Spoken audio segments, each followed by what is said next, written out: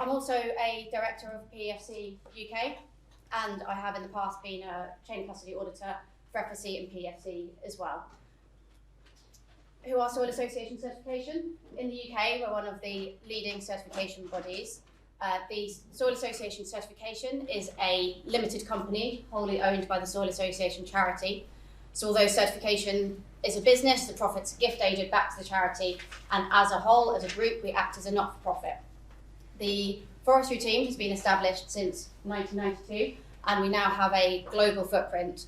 So we're looking at just over 28 million hectares of certified forests in 37 countries, and just shy of 5,000 chain of custody certificates in 60 countries. I work in the climate and landscape team, which is a newer department looking predominantly at carbon within the UK. So we work to the Woodland Carbon Code, Peatland Code, Wilder Carbon, and we have others in the pipeline as well. We're looking at work in natural capital and biodiversity markets and the evolving nature markets and how they impact the timber industry in the UK and abroad. So, just to give a little bit of background context on how we've arrived to where we are today with the EU deforestation regulation. It's come about as a result of the fact that deforestation globally is still happening incredibly fast. The UN Food and Agriculture Organization has estimated that an area larger than the EU has been lost, forests larger than the area of the EU have been lost in 30 years up to 2020. It's very well known that deforestation and degradation are key drivers to climate change and biodiversity loss, but despite all sorts of green initiatives and green pledges all around the world, we're still losing about 10 million hectares of forest annually. So the kind of underlying premise of this, climate change, biodiversity loss, deforestation, actually threaten the kind of living conditions of life on Earth, and the EU is considering the green transition as the defining objective of our time. There's been timber regulations around for a long time. There's been lots of laws that have tried to control the deforestation globally, but unfortunately these haven't actually resulted in any material reduction in illegal logging or overall deforestation. There's a couple of reasons for this. One is that lots of deforestation that's happening is legal, so existing laws which prohibit illegal deforestation don't capture that. And the other is that most deforestation is driven by agricultural expansion. So the EU estimates that 90% of deforestation degradation is driven by agricultural expansion, divided between conversion into cropland and for livestock grazing. So we arrive where we are today. A new initiative, the EUDR, is born with the overall intention of creating sweeping changes, which is going to disrupt the industry intentionally because business as normal is not working from an environmental or a social point of view globally. So in essence, what it is it's a new law that puts requirements on companies where if they want to trade, then their products have to be verifiably deforestation and degradation free, legally produced, and covered by a due diligence statement. So I'm going to go into more detail into each of these. I think for some of you, this might be quite new. For some of you, it'll be a refresher. So I'm trying to pitch this roughly in the middle, but if anyone wants to ask any clarification questions as we go along, please do, and then we'll save the overall questions towards the end. These are the products that are in scope. These are the forest risk commodities that the EU has calculated are driving the majority of deforestation. So as well as wood, we have soy, cocoa, coffee, cattle, rubber, and palm oil. And it includes products that contain or have been fed with these commodities as well. For everyone in the room, this is going to be the most relevant one. The products that are in scope for wood, timber-derived products are broadly the same as the EU timber regulations, but there are some notable additions. In particular, charcoal is now in scope, as is seats that have been added to the furniture scope, and printed materials, books, newspapers, and so on. So these previously were not covered by the EU timber regulations. The rest of them, more or less the same. To look at the timeline, so if we go back in time to December 2020, this is the deforestation cut-off date. So what this means is that if in any given plot of land it was covered by forests in December 2020, then any products, whether they're timber or agricultural commodities grown on that land after 2020, will not be legally allowed to be bought, sold or traded within the EU. June last year, the EUDR was published with an 18-month implementation period for the majority of companies. So December of this year is when the main bulk of the requirements come into force. At the same time, we have a country risk benchmarking, which is due to be published. So all producer countries around the world will be organised into high risk, standard risk and low risk. There's been some delays to getting this started. These risk assessments haven't made as much progress, shall we say, as was originally planned. As it stands, all countries will be put into a standard risk category until those benchmarks are published. We're also expecting the publication of the information system. Information system is an online portal where businesses will upload the due diligence information, the product information, and out of it they'll get a reference number. So again, I'll come back into a little bit more detail on that in a minute. Key thing that will happen here is that EU timber regulations are repealed. In June next year, that's when the end of the extended implementation period is. So for companies which have a 24-month implementation period, they will come in June next year. There's a review of the overall scope of products, and I think what's notable for the audience here is that there'll be a review as to whether to include biofuels, which aren't currently in scope. And then by the end of December 2027, the EUDR will no longer be applicable to any materials. I'm going to zoom in on a couple of elements on that just to give you a bit more information. So this extended implementation period only applies to a small number of companies. They have to be established as micro or small undertakings before 2020, and it applies to all products except those in the annex of EUDR. Broadly speaking, that means that this extended implementation period does not apply to the timber industry. And I'm clarifying that because it's a question that I've had quite a lot of, do we count as a small and medium enterprise? No, you have to count as a micro and small enterprise, and you can't be timber products unless you're in one of those additional categories that didn't used to exist. So by my understanding, if it's charcoal and it was a micro enterprise before 2020, then you do get the extended implementation period.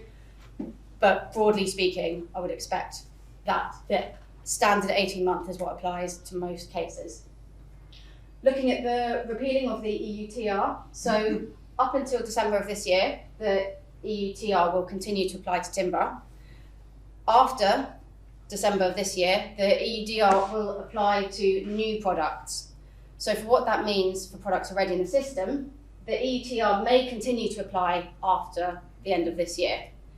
That's if they meet certain categories. So the conditions for the extended December 2027, the kind of 3-year extension on when the EUDR will continue to apply, is when the trees were harvested before the EUDR came into force and the wood is placed on the EU market on or after the EUDR comes into force at the end of this year. Sort of dates, so I'll just pause there. Is everyone clear? No. Stock. Terribly sorry. So that would apply to stock. If you have old stock in your sawmills, Yeah. you can continue to move it. Let's say it's been around for a year or two, Yeah. which does happen occasionally. Then you can move that stock without the rules applying. It still goes under the EUDR. Yes, for 3 years. Yeah, correct. Correct, as per my understanding. The implementation guidance does change. We've had a wave come out in December and we're expecting another wave next month. So bear in mind, this is based on the current information that's available. So you're saying there that, so anything failed after the 29th of June, which class as new Last year. product, yeah, 29th Yeah, of June last so year. things that are being felled now yeah. would be classed, would come under. would not have the EUDR applied after the end of this year. You'd have So- to prove zero deforestation Yeah. degradation after December. Yeah. So it's not much fun.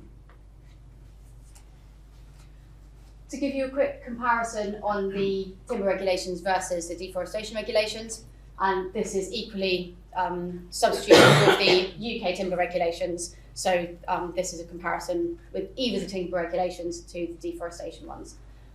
What we're seeing for deforestation regulations is there's a wider definition of applicable legislation. Go through the list in a moment.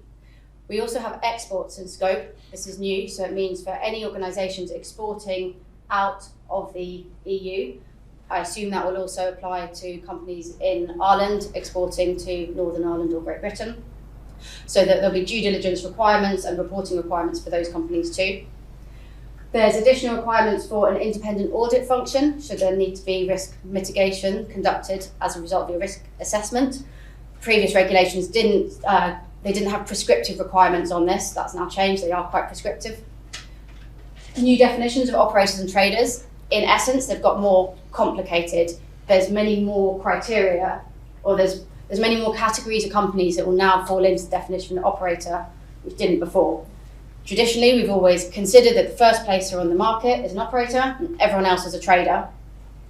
However, you can now be considered an operator if you're exporting or if you're transforming products that are already on the market from one commodity code to another, and also if you're a large downstream trader, such as a retailer. Although you're not an operator, you have the same requirements as an operator. So there's quite a lot of nuance around that, and I think that's causing quite a lot of confusion. So it's one of the kind of key things that we're recommending companies do, is to really understand the different types of operators that exist and whether or not your company falls into one of those categories. Buying material from you doesn't exempt you from the requirements in the way that it would have done under the timber regulations. Next, we have the inclusion of new requirements around the deforestation, which is legal in the country of harvest. So I've mentioned at the beginning in the context that the previous regulations only prohibited illegally harvested or traded material. Now, it could be perfectly legal in the country of harvest, it could have all of its harvesting permits, all of its licenses in place, but if it falls foul of the definition of deforestation or degradation, then it would still be prohibited within the EU. And last but very much not least is the geolocation and harvest date requirements. And this is one of the things that companies are struggling to get their head around, how to collect that information, how to share that information is practical from an administrative point of view, as well as a commercial point of view with confidentiality issues that exist. So the relevant legislation, this is a checklist of the types of legislation that have to be compliant with for all products that are covered by statements. So we have land use rights, environmental protection laws, forest management laws, human rights, rights of other types of third parties, which is a kind of umbrella category for any other stakeholders, more or less, labour rights, tax, anti-corruption and trade rules, and laws around indigenous people, such as free, prior and informed consent, which is consultation with people. There are some overlaps, this is not all new. The fundamental principle that underpins what companies need to do with regards to having a three-step due diligence system is still the same. Timber from illegal harvesting is still prohibited, and the exemption for 100% reclaimed and recycled material is maintained. Definition of reclaimed and recycled is as per the EU Waste Directive. Just want to spend a couple of minutes now looking at the definitions, because the definition of what deforestation means in this regulation isn't necessarily the same as what it is in other types of legislation or other types of certification standards. So it's very specific, and in some ways it's quite narrow. It's looking at conversion of forests for agricultural use.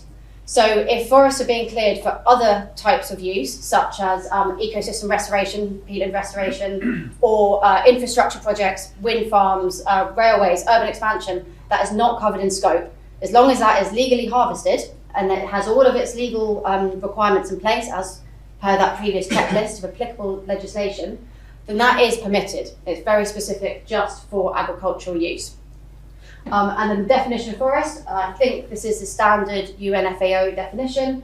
So it's land that's spanning more than half a hectare with a canopy cover of over 10% and trees higher than 5 metres, or those that are expected to reach those thresholds in situ.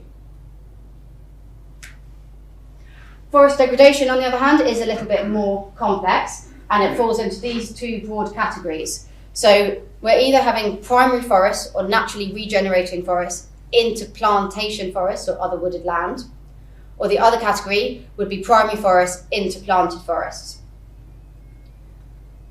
As we don't have many primary forests in the UK, we probably, compared to lots of countries, have a more straightforward job of trying to determine whether forest operations are likely to fall foul of these definitions or not. But again, there is some nuance around it, and we are still waiting for additional guidance from the EU in terms of exactly how felling that follows a legal forest management plan is or is not in line with these definitions. So, due diligence pillars, I think these will be familiar to most of you. The information gathering, risk assessment and risk mitigation are the main three stages that companies will have to do to implement a robust due diligence system. The risk mitigation is required when the risk assessment determines that risks exist. I won't go into lots of detail in this now because I anticipate that anyone who's had obligations under the UK or EU timber regulations is familiar with these principles already, but I'm very happy to take questions on them afterwards. We have some additional requirements around public reporting and due diligence statements. So for the public reporting, the word of the legislation is fairly vague. You need to report on your due diligence actions of Articles 9, 1A to C, which is these three. You need to state what your risk conclusion was as a result of your due diligence activities and include the results of any FPIC or stakeholder consultations. The due diligence statements, on the other hand, are very prescriptive. They're submitted to the competent authorities through the information system that I mentioned before. This question that I get asked a lot is exactly what are the due diligence statements, how do they work, what's included, what isn't. So primarily in terms of what it is, it's all of the information that you as a company are submitting into this portal, into this EU-managed online portal. The information that you upload is accessible by the enforcement authorities, the competent authorities, but not to businesses. So once it's up in there, it's secure. What you get back out is a reference number. That reference number is what you pass to your customers to show that the due diligence has been done and that the products that you're selling them are covered by a due diligence statement. The information that needs to go up into it, and we're hoping that they're building a more sophisticated API which will allow better mass uploads. The pilot, as it stands, that was completed in January, was very manual to the point where it was almost impossible to actually use in a commercial business sense. We've had reassurance that they're working on it. Take that as you will. The information that will need to go into it is the company details, the product details, the HS code, trade name, scientific name and quantity, then the country of production and the geolocation of all plots of land where the relevant commodity was produced, the reference numbers of your suppliers' due diligence statements if they form part of your due diligence, and a declaration that due diligence has been conducted and that negligible risk conclusion has been reached. So this is one of the big bits of the overall legislation. This is going to cause a huge amount of work for the companies, and one of the things that, as it stands, there's a lot of pushback from the industry over how to do this in a realistic way without lots of duplication of effort that doesn't really necessarily help your customers with meeting their requirements either. So I would say that this is a work in progress, but the key information that's required is unlikely to change. It's just how it's uploaded, how it's shared might change. And sorry, Maggie, just Yeah. to say where it says scientific name there, that would also be plural. Essentially Yes. looking for all the species information is my understanding. Yes, it is all the species information. At the moment, you have to upload it for every species as a separate statement, which is something which is nonsense. So as it stands, it's one scientific name and then everything associated with that. That's not workable. That has to change, and I'm sure it will. Yeah. But if you're looking at having mixed species, then everything needs to go in there. So it's a big catch-all umbrella, a bucket of information. Traceability requirements. This is again something which is causing lots of kind of concern and frustration. It's a very challenging thing to implement, but it is a key part of the legislation if it's to function effectively, because ultimately without knowing where the products come from, then to prove beyond any doubt that there is no deforestation or degradation is almost impossible. So this, again, is very unlikely to change. This is one of the core principles of the legislation, which is that the geolocation of all plots of land are mandatory for the due diligence statement, and there aren't any exemptions if the products are in scope. So for things like the recycled reclaimed, they're not in scope, so they're exempt, but for any products that are in scope, then those plots have to be provided. You also need the dates of harvest. I'll come back to that in a moment. In terms of what the actual geolocation data requirements are, for plots that are under 4 hectares, a single latitude-longitude point is acceptable. For plots that are over 4 hectares, it's a polygon describing the perimeter of the plot that's required. A circumference is not allowed. You can't have a single plot and draw a circle around it. It has to define the actual perimeter of the plot of land. Lots of size in the room. So, in terms of actually looking at a practical approach of how can companies do this, there's 2 broad options. You either need physical segregation within the supply chain. We know this is operationally very difficult. We know that the infrastructure within the timber supply chain is not set up to do this. The other option is to have an aggregated list of suppliers. This has been dubbed declaration in excess. It's very difficult to maintain. It comes with its own set of confidentiality challenges. So to look at this declaration in excess, this is where an operator will include land which goes beyond the actual land used to make that commodity or to grow that timber. So on the whole, from the conversations I've had, producers and the upstream companies and primary processors prefer this option because it reduces the need for segregation. You can just say, well, what you're buying from me comes from this whole sourcing shed. Here's a data dump. Do with it as you please. Further down the supply chain, that becomes less popular because the operators need to take full responsibility for compliance for all of the declared land. They need to carry out checks. They need to provide, verifiable evidence that there's no breach to any of the requirements for all of the plots that they've been provided with. It also increases the overall amount of data moving through the system. I already mentioned before about this kind of duplication of effort, having lots and lots of data that has to be uploaded again and again. The bigger the data sets, the more plots of land that are moving as a data parcel through the system, the more burdensome it becomes downstream.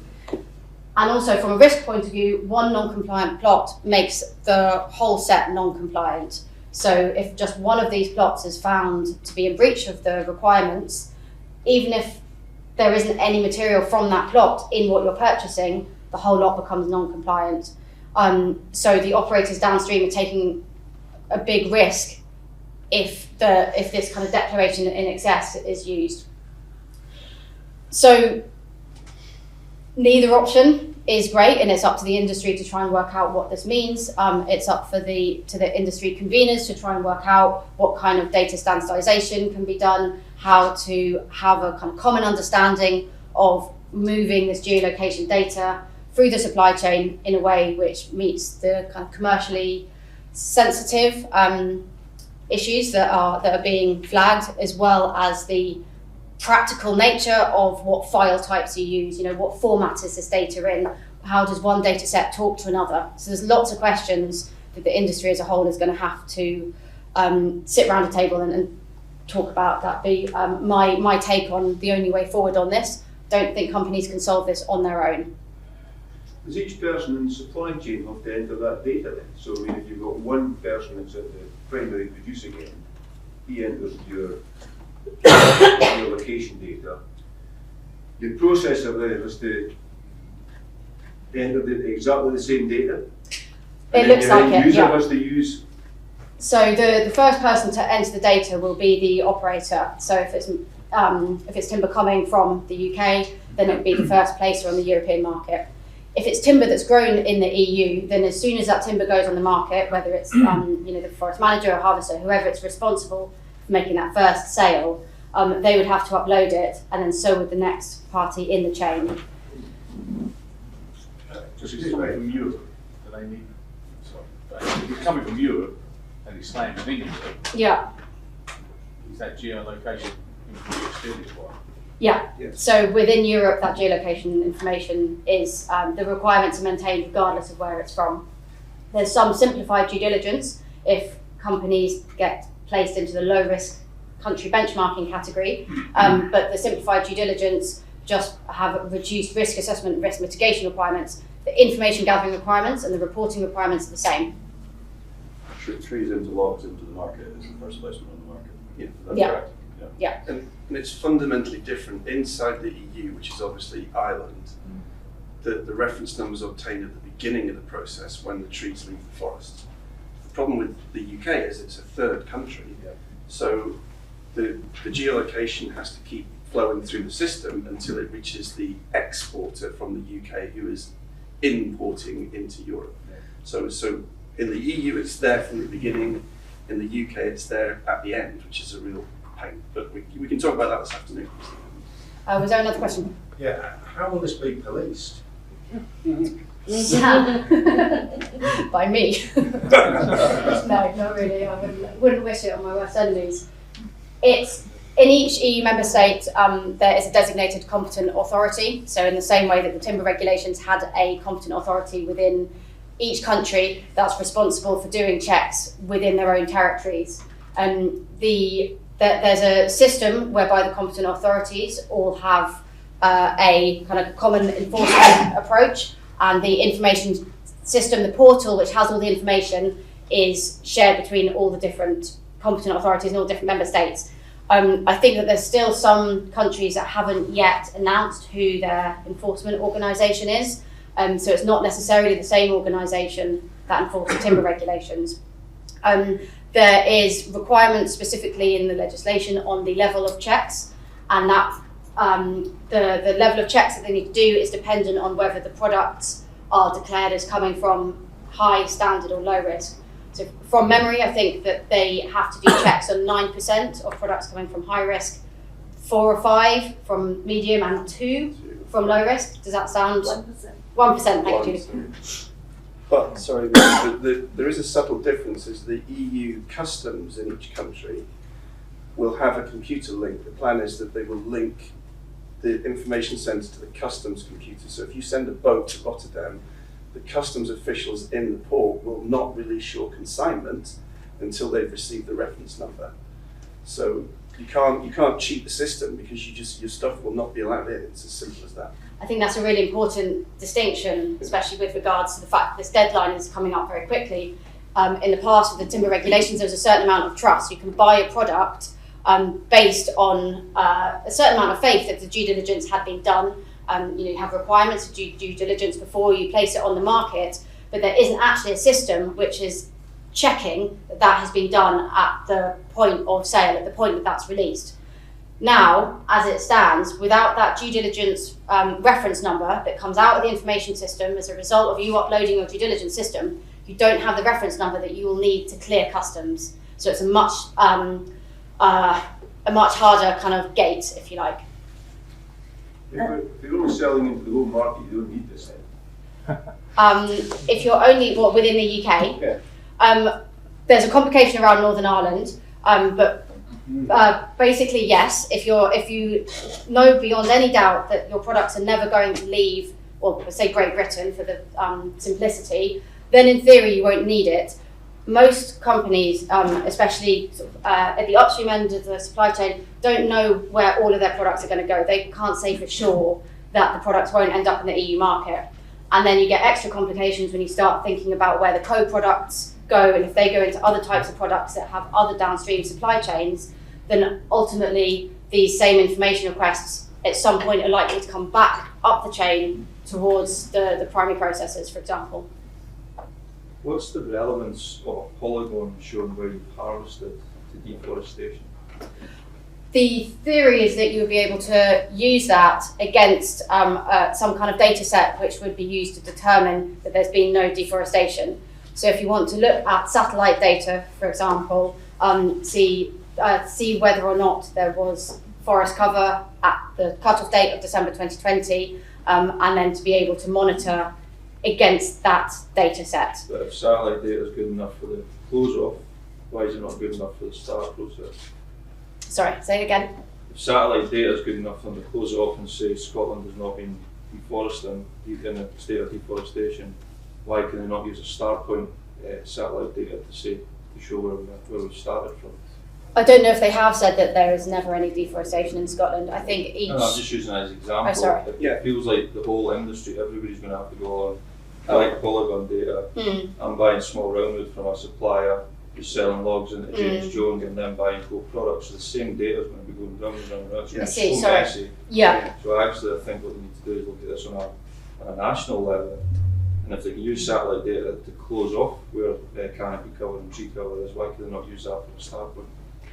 Yeah, no, I see what you mean. And actually having that same data being monitored again and again and again by companies in the supply chain is not a very efficient use of anyone's time. I mean, I think that it makes more sense when you look at the agricultural commodities where it's much clearer where something has gone from a forest into farm, where you have, when you're looking at the timber industry and you have to, I've actually had this conversation with a couple of people here, but where you have a point in time and you're saying that there is no deforestation at the point that I'm selling you this timber, and clearly the timber has been derived from harvesting of trees.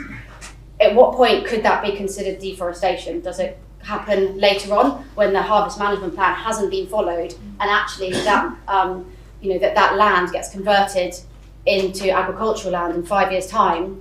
But you went on every good faith. You went on the best information at the time that you were purchasing timber which had a management plan in place for replanting. So again, this is on the list of things that we're hoping will be covered in the next set of implementation guidance from the EU in May.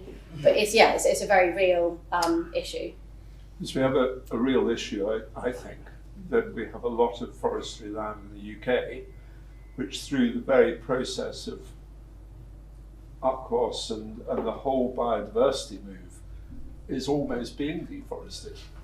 And well, I would be, that definition of deforestation. Not according to those definitions. Well, and I think that's why those definitions are important, is because they do specify what is and isn't. I'm going to move us on. I've got a few more slides to get through, and then also Rob has got a fantastic presentation also on this subject, so I don't want to cover all the questions too soon. One more. One question. Okay. If you're standing in front of a PEFC banner, yes, which is what this whole meeting today is about, does that not provide the assurance to these companies or to the EU or whoever that either these systems work or they don't? Surely that should provide the actual sustainability of what we're doing. I'll tell you in 5 minutes. That is the subject of the next presentation. Well, I'm glad we're on the right track of talking about the right things. Maggie, can I just clarify one point here? Yeah. You're basically saying, because of co-products, pretty well everybody who runs a large business, sawmilling business or board business, is going to be caught up in these regulations. Because if you put your chips into one of the big board mills, there is a chance that those chips that board will end up in Europe, because all Kronospan, Norboard, Egger, one board might be going to Europe. Even if it doesn't today, it could tomorrow. So actually, every one of us who runs the sawmill, unless we can put our co-products into a farmer down the road, is caught that. Yeah, from the way that I see it, it's the only people that could say with any certainty that they're not going into the EU is people selling final products to customers, such as high street retailers. Anyone else is unlikely to be able to say for certain that nothing that they make, nothing that the co-products that they make will ever end up in the EU market. Okay, going to whip through the next couple quickly, but I'm very happy to that it's generating questions. And in terms of the date or time range of production, this is something that generated a lot of kind of questions, as well as what does this mean with regards to the timber industry. The EU have clarified that what they're talking about is the duration of the relevant harvesting operations. So it's a start and end date of the harvesting operations, as opposed to a specific date that a specific tree was felled, which there was some concern at the beginning, but that was the implication. Composite and mixed products. So just to be clear, all relevant inputs to the manufacturing process must be from known origin. There's no exemptions for composite and mixed products. Commodities can't be mixed at any step of the process with commodities of unknown origin, because unknown origin is treated the same as products from deforested land. So then what this means in practice is that there's no provision for a mass balance system that can be allowed within a compliant due diligence system. What does this mean for UK businesses? Well, if you're trading within Great Britain, you might not have direct obligations under the EUDR. If you have operations in Europe, then you will have obligation as a operator or trader. Anyone within the EU supply chains will receive these information requests coming back from their customers and their customers' customers. And that the UK companies will need to share geolocation and harvest data to allow the EU customers to comply with EUDR. If they don't, then they risk being excluded from that EU market because of, well, partly because it's just not compliant, but also what I was talking about before, where the products can't be released, it can't be cleared through customs until that data has been uploaded. Within Northern Ireland, where we still don't have any official announcements, there is a mandate for the EUDR to be applied under the Northern Irish Protocol. This will likely result in the repealing of the EUTR, but probably not the UK TR, so that unless some kind of alternative deal is struck, there's every chance that they'll be looking at simultaneous compliance with both sets of legislation. But it's DEFRA and the European Commission responsible for negotiating this, and they haven't come out with any formal statements that I'm aware of. So what do we recommend you do next? Well, understand your exposure. Are you directly or indirectly impacted? Do you have products in scope? What's your place in the supply chain? Are you exporting directly to EU? Do you have operations in the EU? Are you processing material that might end up in the EU? So just as a kind of first step, just work out if or how this applies. Then you want to be reviewing and revising your procedures, policies, operational activities, look at your existing risk assessments, due diligence system, traceability system. Do they fit? What is your staff capacity and knowledge base? Do you have this capacity in-house? How are you going to get it? How does your supply chain mapping currently meet with the following requirements? Is it comprehensive and extensive enough? Do you already have good visibility on all of your supply chains? Or might you need to do some work? So all of this comes down to the key question of what resource is going to be needed, and then takes the next step to have an implementation plan. At a start, I would probably recommend that companies are engaging and educating their suppliers, mapping their supply chains back to forest in all circumstances, and deal with the information gathering requests and put out those information gathering requests, depending on where you are in the supply chain. And also to be monitoring your source areas. So even if you don't have direct responsibilities as an operator, if you're sourcing from anywhere where there's even the slightest question mark that any of these deforestation or degradation criteria might apply, you want to know about that before your customers do. So to make sure that you have some kind of due diligence system in place if you're purchasing from anywhere outside of the UK. And that's it. So if you want to know more, I'm running a series of training courses. The next one's on the 5th of June. I think there's 2 or 3 places left. We're also building out due diligence auditing and certification services. Very happy to talk more about anything that's of interest. But I will pause there and pass over to Rob. Thanks, Sorry, Maggie.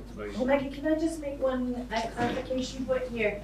Failure to comply with EUDR, if found that you break the rules when you're submitting your product for export, if you're audited as part of the 1%, 4% or 9% and you fail, it's a 4% penalty on turnover. So that's quite a big number. 4% of turnover is your non-compliance fee, fine. Yeah. Exclusion from UK market. Yeah, no, not to be taken lightly. You also have your product seized and might be prohibited from accessing the market. So it's more than a slap on the wrist, should we say? Over to you, Rob.